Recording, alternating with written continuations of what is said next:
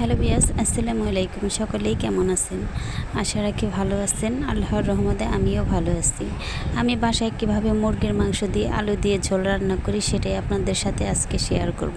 তো প্রথমে মাংস রান্নার জন্য আমি একটি প্যানের মধ্যে তেল দিয়ে দিই। তেল গরম হয়ে আসলে তখন পেঁয়াজ মরিচগুলো দিয়ে দিই। পেঁয়াজ মরিচ যখন ভাজা ভাজা হয়ে আসে তখন একটু পানি মিক্স করে দিই মশলা দেওয়ার জন্য।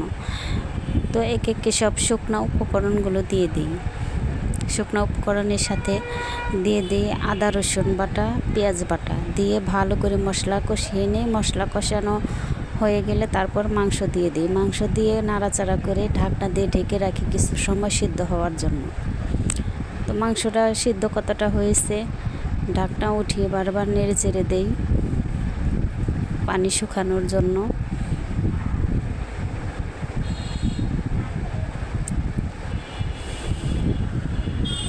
তো একটু পরপর ঢাকনা উঠিয়ে দেখি নিচে যেন পোড়া না লেগে যায়।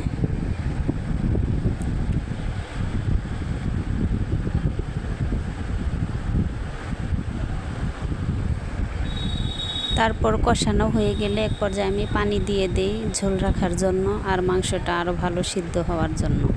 মাঝে মাঝে একটু ঢাকনাটা উঠিয়ে নেই নিচে যেন পোড়া না লাগে, নেড়ে চেড়ে দিই। তো আমার রান্নাটা শেষ হয়ে আসছে, এবার নামিয়ে নেওয়ার পালা। সকালেই লাইক সাবস্ক্রাইব করে নেবেন। আল্লাহ হাফেজ।